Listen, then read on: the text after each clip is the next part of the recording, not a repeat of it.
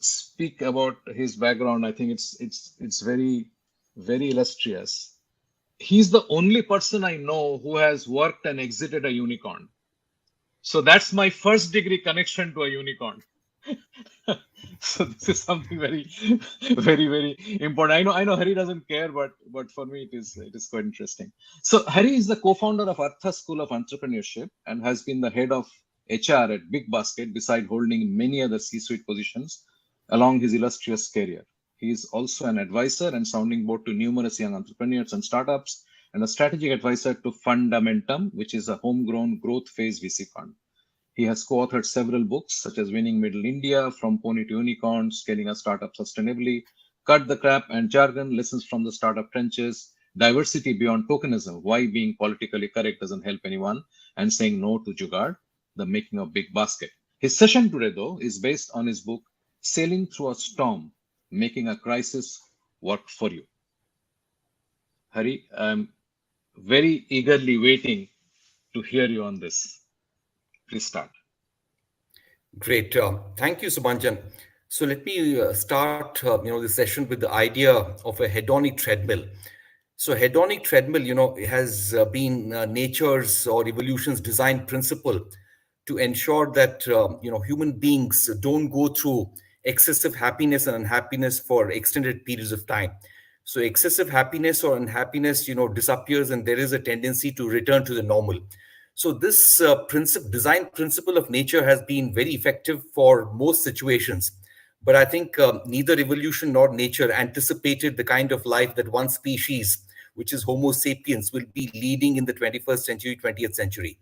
So the kind of ups and downs that we go through, the kind of competitive, situations we deal with, how frequently we get into, holes that we struggle to get out of, and some environments are far more dynamic, far more uncertain than other environments. And I have been through probably some of the most uncertain environments, which is the world of startups, where I've spent about 20 years. And while I worked with startups, at some point of time in 20, this COVID happened. And at that point of time, I thought, this is a bit of a crisis across the globe. But, different people have experienced this COVID crisis in different ways. But one thing that's certain is that all of us have gone through multiple crises in our lives, and the crises in our lives are only going to get more frequent as we deal with a world that's getting more and more different. I think we genuinely are at a stage in evolution where if we don't do the right things about climate change, if we don't do the right things about the environment, humanity may not survive for very long. So I think going through ups and downs, dealing with adversity is only going to increase. So in this book, through a set of stories, we've touched on the lives of people who managed adversity. We've talked of situations where adversity, has been converted into an opportunity, and where most adversities really should be seen as opportunities. So instead of talking about multiple stories, what I thought I'll do in this limited time is share a framework with all of you, a framework that is helpful for us all becoming a little more resilient as we deal with these problems in life. The first component of resilience to me is self-awareness. So let me just start with a nice story, which is, all of you must have heard of the Austrian psychiatrist Viktor Frankl. He went to a Nazi concentration camp and survived. At the end of it, he wrote a nice book, which is titled Man's Search for Meaning. And the essence of the book is that those who have a sense of meaning and purpose to life have a much higher probability of surviving adversity or a crisis than those that don't seem to have a sense of meaning and purpose in life. Meaning and purpose in life, I've always found an extremely complex topic to understand, because even after 50, most people don't really seem to have figured out what the meaning and purpose in life is. So I would just keep that idea aside for the moment and bring in something even more fundamental, which is self awareness. I think all of us are blessed with a certain set of strengths. What we don't do is we don't clearly recognize what these are. And these are our anchors in life. They would take us through every stage in life, and these are what will pull us out of a hole whenever we are stuck. So it's very important for us to be able to recognize, what our strengths are. Many people go through life, either not accepting what they're good at because something else is more cool, or they've never thought about it sufficiently. I have personally, spent some time thinking about what were my anchors in life, And I'll just share those. Probably they'll give you a sense of how you can think about it yourself. So, for instance, the key anchors of my life have been three or four. The first is extreme curiosity, very, very curious. A childlike curiosity has been, the core element of my personality. The second anchor of my life has been the deep understanding of, being recognizing patterns, connecting the dots, and uncluttered thinking in the most complex situations. Being able to, explain things very easily. And the last one has been ability to communicate well, ability to communicate complex ideas in a manner that a 6-year old can understand. And these three anchors have actually stood by me all my life. Everything that I've done, including what I'm doing now and what I would do 5 to 10 years from now, would play to these strengths.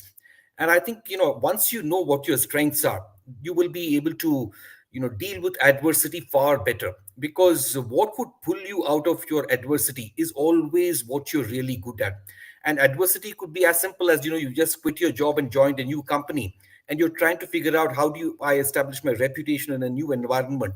And that's when your strengths will again come to your rescue. So I think, clearly knowing what your strengths are, what you're really good at, what have you got recognition for, what do people come to you for, what is it that you feel like doing again and again, what do you get drawn towards again and again, are all indications that something is a strength of yours. So I think, it's very important to recognize this. I think it was Samuel Johnson who had said, that the absurdity of all conduct is the imitation of those, we cannot resemble. So I think a lot of us have, from time to time, denied who we are, not accepted honestly. But I think it's very important to do that. To me, this is one of the most important elements of resilience, being able to build resilience. I'll come to the second element of resilience, and I call this character. And I would distinguish between intellect and character in the following way. Intellect is about knowing what is right, and character is doing what is right. And there's a big difference between the two, because most of us, in most situations, almost always know what's right. It's the difficulty of doing that which is really calls for character. I'll just illustrate this with some very interesting stories that I have been through personally. I used to work for this company called Big Basket, which was an e-commerce firm in the space of grocery. And 2014, this company was raising money, and e-commerce in India was big time. And Tiger Global and Leaf Excel were the people who had bankrolled the entire e-commerce sector in India. And whenever they funded a startup, every competitor would get scared, because they would fund that startup so much that they could use cashbacks and discounts to kill competition. So the founders, Leaf Excel was coming to meet the Big Basket team, and within less than 20 minutes of listening to the team, he quickly concluded that your business model sucks. He said, you know what, that your business is asset heavy, which is your inventory led, whereas the business models that will scale are those which are going to be asset light. And asset light really means that if you want to expand from city A to city B, all that you need to do is go and hire a bunch of delivery boys in city B, place them outside a physical store, large physical supermarket, and take orders and deliver to customers. Whereas inventory heavy or asset heavy really means you go to the city B and set up a large warehouse, procure materials, and then hire people and then do the deliveries. So when they quickly told us that you guys are hardly going to get any funding, you're going to see tech companies which are asset light that will build the grocery business very differently from what you're building, and they have the highest chance of success. So it was really at that point of time the Pope and the Church of the investing world telling us that the sun goes around the earth, you should better accept it. So the choice was to either accept it and take funding from Tiger Global, or say, you know what, we know what we are doing. Our a deep understanding of customer insights is what has helped us pick the right kind of business model. And that was the truth, because the company had answered this question: why does a customer shop with Big Basket? Very, very thoughtfully. And the answer was, the customer shopped with Big Basket because they wanted to avoid a visit to the physical store. It has very deep implications. One implication was that if a customer orders 25 items on you and you deliver 23, and for the remaining two you force the customer to visit a physical store, the customer can order buy the remaining 23 also from the physical store. So one insight was that you had to have complete control over inventory, and you need to know what you have. So the choice of making this inventory led model was this insight, The other insight was that if customers ordered fruits and vegetables, and you told them, you know what, we do only dry grocery for the fruits and vegetables and ice creams, you please visit a physical store. We do the dry grocery only. They could buy the dry grocery also from the physical store. So it needed character to be able to stick to what is right, which is that your own experiences count for something. Whereas somebody who has a bigger reputation, who may control all the purse strings, may tell you something very different. And it needs some guts and courage to be able to tell them, you know what you're saying is not correct. And I think what we are doing, we are sure about it. We'll stick to what we are doing. We really don't care about whether you fund us or not, because we know that our business model is going to work. And eventually, that's pretty much what happened. All the companies with the satellite model died along the way. The only one that survived also quickly pivoted to an inventory led model. Just quickly, one more example of character. Amazon as a company used to come to Big Basket from time to time to make a strategic investment or take a stake. And every time they would come and do some due diligence, they would carry away data and try to build the business on their own. So we figured out, they know what, that's not going to work. Amazon wasn't very serious about a strategic alliance at all. And we were looking for a partner, who had some deep pockets as well as access to world markets, as well as knew the grocery space well. And we began talking to Alibaba. And when we had reached a stage when everything was almost certain, evaluation was arrived at, that's when Amazon came running saying that, you know what, we really want to do this deal with you. And they offered a valuation which was significantly higher than what Alibaba had offered us. And when Alibaba came to know about this, they came to the Big Basket team and asked us, this is what we are hearing. Is this true? So the response of the team was amazing, which is that this is not the way we do business. You came to us when we needed you. And you know what, you stuck by us, so we are going to stick by you. We're not going to just get tempted by a much higher valuation that a company is offering, which never wanted to do a deal with us in the first place, honestly. So this is to me also a sign of character, which is building trust, building reputation. Sometimes building trust and reputation calls for taking short-term hits, and that is what eventually pays you in the long run. It may or may not pay, but your reputation certainly gets built. So I think reputation, building trust, trustworthy relationships is a very important element of character. And that's an important element of resilience. One little bit about other component of resilience is to me uncluttered thinking. One story here again, the German military believes that all generals can be classified into four categories based on their intellect and willingness to work hard. So on the x-axis, generals could be either stupid or smart. On the y-axis could be hardworking or lazy. As per them, counterintuitively, the best field commanders, the generals who make for the best field commanders in a war situation, are the lazy and the smart guys. And lazy is a bit metaphorical here, not to be taken literally. And the reason is because those who are smart and lazy really focus on doing the three, four things that matter in any situation. They're able to royally ignore the five or six things that don't really matter. Intelligent people are often confused. They would identify the 10 things that drive a particular outcome, are relevant to a particular outcome, and they focus equally on all those 10. Whereas the uncluttered thinkers are able to figure out that two things really drive the situation. The remaining eight have only a marginal impact on the outcome, and they focus disproportionately on the two things that really matter. So, this to me is an element of uncluttered thinking, being able to cut through the smoke and noise, being able to prioritize, being able to figure out what are the two or three most important things to do, and spending a disproportionate energy on those. Because uncluttered thinking is what will get you out of a hole again. Because you then need to figure out what is the problem that you're dealing with. Why are you where you are? How do you get out? You can only look at all the variables and then figure out what are the two things that I need to do to get out of this. So, uncluttered thinking is going to help you take quick decisions, will ensure that you work very smartly, will ensure that you don't get burnt out with minimal amount of time. You're able to solve the most complex problems. You're able to make the right assumptions. Able to make the right approximations. All of these really matter a lot in terms of being able to deal with ups and downs and adversity. So this probably is largely it. One example I just give you from history, and there are plenty of these examples in the book. Now, 1453, the Ottoman Turks, ran through Constantinople and took Constantinople. And after that, all the trade routes via land between Europe and India were cut off. India was an important both market and a source of materials for Europe. And therefore, 1453, after that, there began an intense search for alternate routes to India. And that's how Columbus discovered, America. Vasco da Gama came via the Cape of Good Hope into India. Magellan sailed around the world. So it led to this kind of exploration. Had it not been for the Ottoman Turks blocking the trade routes, probably, these alternate trade routes may not have been discovered for another 100 years. So every particular, adversity, every particular problem is always an opportunity in disguise. If you take the, 1973 and 1979 oil crisis, when the OPEC countries decided to, step up the prices of oil by almost 400%, it led to, sudden emphasis on alternate forms of energy. Solar energy got a big boost. France went down the path of nuclear energy. Almost 80% of, French power today is generated using nuclear energy. Were dependent on fossil fuels before that. So, in some ways, every crisis is an opportunity.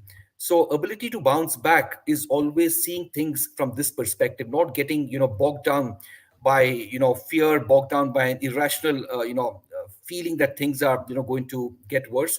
Seeing things in the positive light and dealing with them. So I would just pause here. I think I've done my 20 odd minutes. We can have some questions if there are any.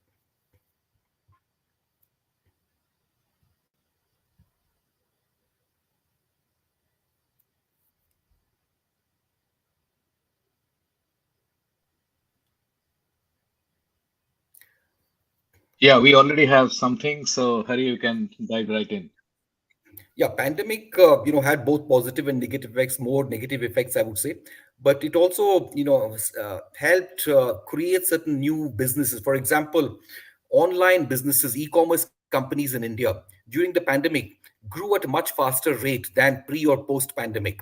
So a company like Big Basket achieved in 3 months in terms of revenue and growth what it would have taken probably 3 years in normal circumstances. Several ed tech companies, education technology companies got built during the pandemic. It's a different matter that most of them did end up collapsing because they never really had a great product market fit, and the solutions were never really thought through from a customer perspective. And they thought that this pandemic and, online thing would continue forever.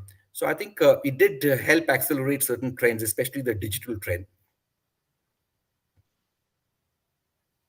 Do we have some more? Ah, okay. That's another one. Yeah, I think, yeah, I offhand may not be able to say whether there are any tactical go-tos that could help in adversity. Uh, Eventually, I think it boils down to a few things which I talked about, which are largely got to do with leadership. But I think, agility, responding to a particular situation or a problem through a combination of thinking fast and thinking slow, they're all, good set of tools or go-tos for dealing with adversity. Clear thinking and all of that.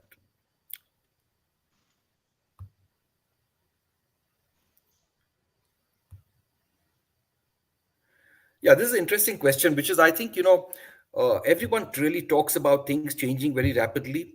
And I think I've been hearing this ever since I was a college student, but it's equally important to understand what is not changing, because a lot of good ideas, which are fundamentally, sound, actually do endure. So I think we don't probably spend enough time on things that have endured. In terms of learning from history, I think it was, the American author Kurt Vonnegut who had said that history is just merely a set of surprises. It can only prepare us to be surprised yet again. So I think while most of us read history, very few of us learn from history. And I'm not talking of individuals, I'm talking of nations, I'm talking of societies. It's very difficult to learn from history because it's a different generation, and this every generation in some ways is entitled to make its own mistakes. And lessons from history are too disconnected from the present to be able to make rational decisions collectively. So I think it's inevitable that despite history offering lessons, society will end up reinventing the wheel often, and sometimes not being able to solve that problem at all.